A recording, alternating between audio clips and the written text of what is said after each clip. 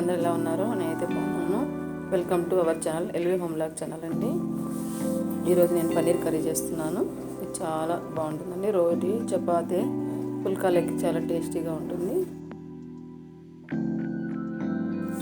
ఒక గిన్నె తీసుకునేసి 1 స్పూన్ మిరప్పొడి, 1/2 స్పూన్ ధనియాల పొడి, కొంచెం సాల్ట్, 1/4 స్పూన్ గరం మసాలా, కొంచెం జీలకర్ర పొడి వేసి ఇదంతా బాగా కలుపుకుందామండి. తర్వాత పన్నీర్ ముక్కలు సన్నగా కట్ చేసి పెట్టుకున్నది అవంతా వేసి మసాలాలోకి బాగా కలుపుకుందాము. తర్వాత కొంచెం ఆయిల్ వేసుకునేసి మళ్ళీ కలుపుకుందామండి. ఇవి గట్టిగా కలపకూడదండి, స్మూత్గా అట్లా కలుపుకుంటా ఉండాలి. ఎందుకంటే మెత్తగా ఉంటాయి కదా ఇవి, అందువల్ల కొంతసేపు మూత పెట్టుకున్నాను. స్టవ్ మీద కడాయి పెట్టుకునేసి ఒక 2 స్పూన్లు ఆయిల్ వేసుకున్నా.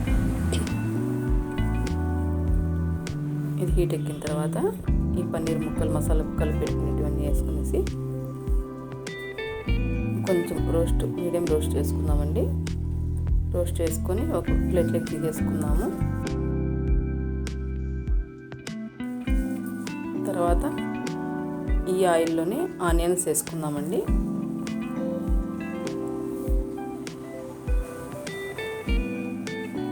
ఎంత బాగా వేపుకుందాము.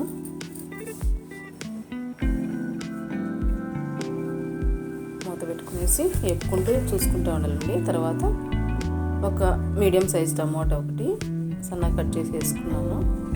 అది కూడా అవి 2 కలిపి వేపుకునేసి మూత పెట్టి వేపుకుంటూ ఉన్నాము. తర్వాత మళ్ళీ కలుపుకుందామండి. ఇదంతా ఉడికిపోయిందండి. ఇది చల్లారిన తర్వాత మిక్సీ జార్లోకి తీసుకునేసి 2 కాజు ముక్కలు వేసుకున్నాము. మెత్తగా మిక్సీ పడుతున్నానండి. మళ్ళీ స్టవ్ మీద కడాయి పెట్టుకుని ఒక 2 స్పూన్లు ఆయిల్ వేసుకున్నాను. బిర్యానీ ఆకు, ఒక యాలక బుడ్డ, 2 చెక్క, ఒక 3 లవంగాలు వేసుకున్నాను. ఇవి వేగిన తర్వాత కొంచెం సాజీరా కూడా వేసి వేపుకుందాము.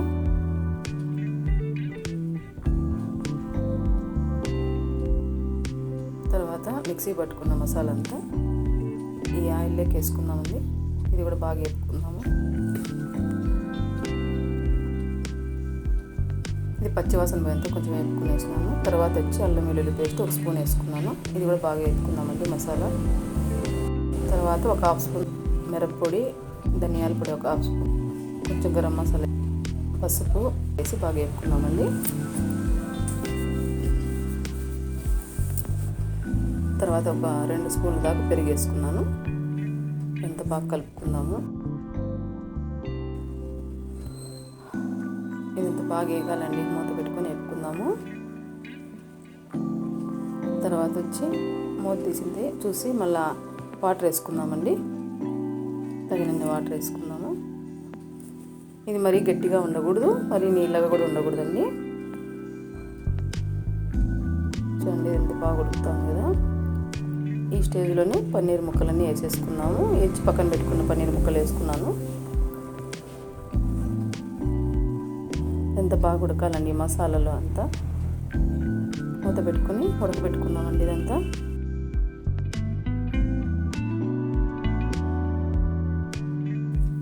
కస్తూరి మెంతి కొంచెం చేతితో నలుపుకొని వేసుకున్నాము.